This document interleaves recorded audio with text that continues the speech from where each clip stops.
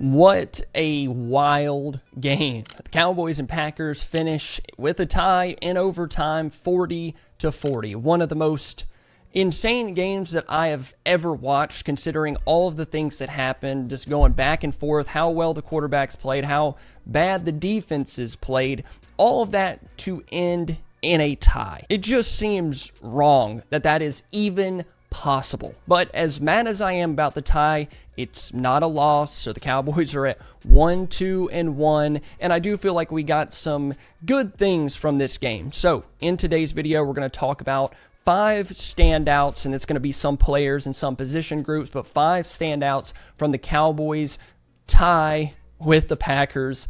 Let's get into it.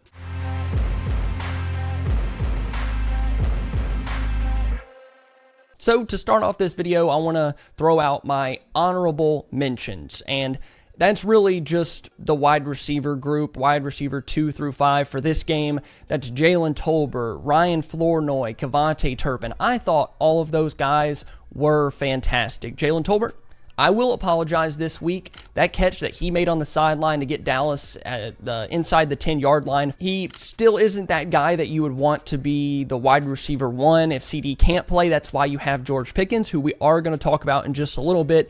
But I thought that he made the plays when he needed to. Dak trusted him. And that catch on the sideline, I take back everything that I have ever said about Jalen Tolbert. Shout out to him. Ryan Flournoy. It seems like the Cowboys, Brian Schottenheimer, Clayton Adams, even Dak Prescott, they're starting to trust him more and more. And I've been saying forever, let the man play. I know he's in his second year. He was a 6th-round pick. He hasn't gotten a ton of reps up to this point. But with Lamb not in there, Mingo's still not back. Why is Flournoy not getting more and more opportunities? And we saw against Green Bay when they did give him those, I thought he played well. Kevontae Turpin was really, really good. Not as much on the return side, but some of the things that he did at wide receiver.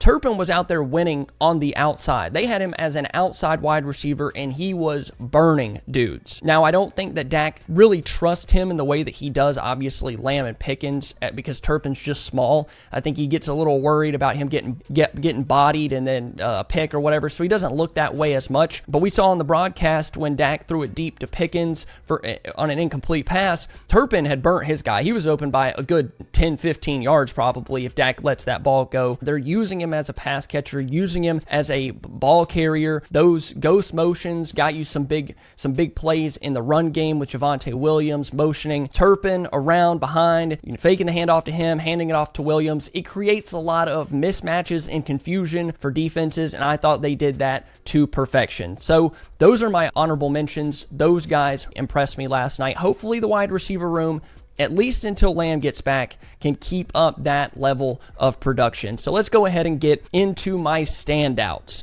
We just talked about it. Brian Schottenheimer, Clayton Adams, and their entire game plan was phenomenal offensively. Defensively, different story. But you didn't have CeeDee Lamb in this game. No Cooper Beebe, no Tyler Booker, no problem. You put up 40 points without your number 1. If you would have told me at the end of last year that Lamb was going to miss games and the Cowboys would still score 40, I'm like, okay, what happened? And it had a lot to do with the George Pickens trade, but also Shoddy and Adams being able to facilitate some stuff on the ground with Javonte Williams, different gap scheme stuff, different zone stuff, guys blocking really well up front. The offense was efficient and everyone got involved. The run game was good. The pass game was excellent, incredibly efficient because of Dak and those receivers. I really was worried coming into this game of what would happen if Dallas couldn't block Micah Parsons up front. Their plan to slow him down, pretty much keep him out of the game until the very, very end. I couldn't be happier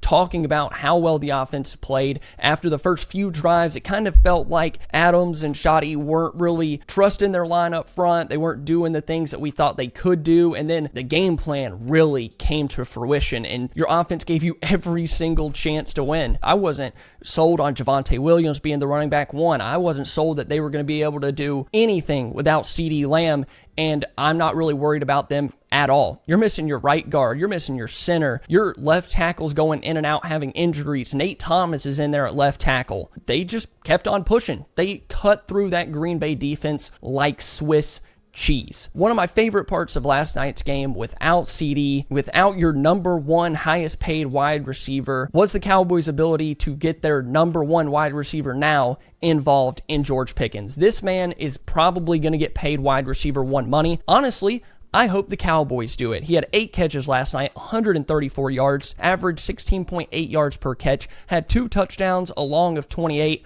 on 11 targets. That contested catch down the sideline was ridiculous. I can't think of a Cowboys receiver in a really long time that could make that kind of play. It's genuinely throw it up to GP and he's going to go get it. That's how much faith that I have in George Pickens. Without CeeDee Lamb, you still have your legit number one, a guy that can be that guy. That makes you feel like, okay, we're missing one of our top receivers, but we still got Pickens. The offense is going to be just fine. And I truly believe this. The offense will be just fine until 88 gets back. And I'm not joking. Sign him now. Call George Pickens' agent. I don't think it's Micah's agent. It's like under the same umbrella, but call Pickens' agent, have him come over to the Star, put him on a private jet, give him some nice food, and tell him, we're going to let you leave when this deal gets done. Having that level of guy as your wide receiver 2 or your backup wide receiver 1 plan could literally save your season, and it cannot be taken for granted. Give that man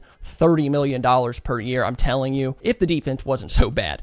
Obviously, when I was breaking down or thinking about guys that really stood out, I wasn't gonna go defense on this video because you guys know why I wasn't gonna talk about the defense, but I do have to point out Donovan Ezaraku. He did have some good pass rush reps, but he flashed a number of times against the run. And coming out of college, Ezaraku was a pass rusher. That's what I thought of him as. The moves that he has, the tools that he has in his pass rush bag, I thought that's where he would make a difference. But to see him stopping the run, kind of putting the pieces together with a smaller frame, still getting in there and making plays, tackles for loss, knifing through the offensive line and getting into the backfield. I'm going to have to go back and watch the All-22 later today and kind of see how he did rushing the passer, because I think that's something that he can build on that isn't going to be a problem in a year or two. So him figuring out, putting it together against the run is really, really encouraging. Now, on the other side of the ball, for the Cowboys offense versus the Packers defense, coming into this game, it was Micah, and the Packers defense, a unit that did not give up a single touchdown in the first 3 quarters of the first 3 weeks of the season. They hadn't given up a single touchdown in the first 3 quarters of their first 3 games. Let that sink in, because Dallas just hung 40 on them. A big reason for that is the offensive line. A huge shout out to those guys: Brock Hoffman, TJ Bass, Terrence Steele, Tyler Guyton, Nate Thomas, Tyler Smith. All of those guys deserve their name to be talked about, because going into this one, you're facing a Packers defensive line with Micah Parsons. You're worried about him getting after Dak and ruining the game plan, and then you can't forget about Rashawn Gary. That's a really good pass rusher. I think that guy's leading the league in sacks so far this year. So to just give up 1 sack against the Packers front, they gave up 1 sack for 0 yards.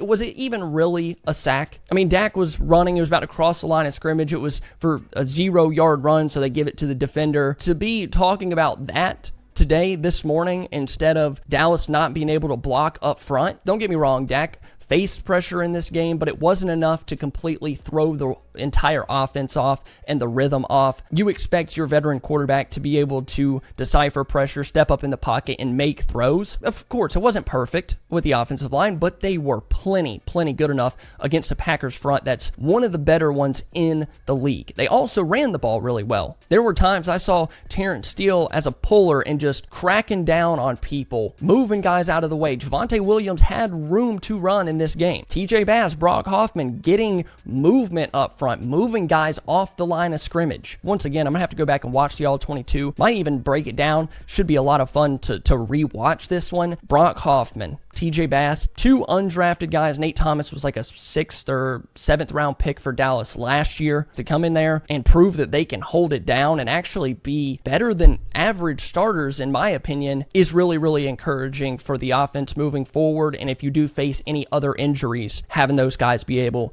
to step in. Really quick, guys, before we continue, make sure you go check out Sleeper, the sponsor of the channel. And this week, we were so close to getting this one correct. Dak Prescott, less than half an interception. Brandon McManus, more than 1.5 field goals made. Kevontae Turpin, more than 29.5 receiving yards. Javonte Williams, more than 13.5 rushing attempts. And we just missed on the Brandon Aubrey pick. That was $5 to win $150 with a 40% profit boost. Guys, we were so close. I'm having so much fun playing Sleeper this season. And if you guys want to support my channel, you can go check out Sleeper, use my code DoubleMove, and get a 100% deposit match up to $100. Now, let's get back into it. Our very last standout, you just cannot talk about this game without talking about Dak. It's impossible. 31 of 40, 319 yards, 8 yards per attempt, 3 touchdowns, 0 interceptions, a QBR of 94.4. Remember, that one's out of 100. And then 124.9 passer rating. That's out of 153. As impressive as that box score is, the advanced numbers are even more impressive. Per NFL Pro and Next Gen Stats, Dak Prescott generated his 4th most EPA, plus 22.5, and his 2nd most win probability added, plus 122.8% in a game in his career. This was a legendary Dak Prescott game. His passing chart from Next Gen Stats is really unbelievable. He did face some pressure against the Packers, but against that pressure, he was 9 of 10 for 134 yards, 1 touchdown, and 0 turnover-worthy plays. He was fantastic, and it hurts even more to know that your quarterback is playing at an MVP level. He genuinely might be the best quarterback in the NFL right now in terms of how he's playing this season and putting the team on his back and having to consistently score 40 points. He's playing like the top quarterback in the league. It just stinks that the defense cannot hold up enough. He's playing at an MVP level and your defense can't get a stop. Like, how do you score 40 and dominate like that offensively and somehow tie?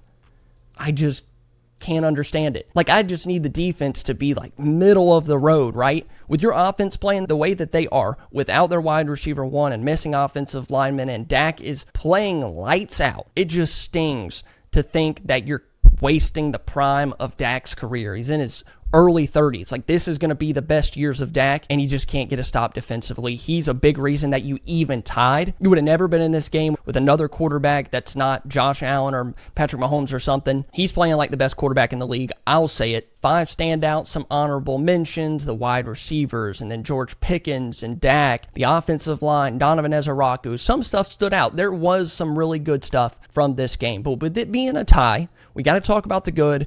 We also got to talk about the bad pretty evenly. So I'll have more videos out this week here on the Double Move channel. Make sure you are subscribed so you don't miss a single thing. Thank you guys for watching. I love you all, and I'll see you hopefully very soon. All right, bye.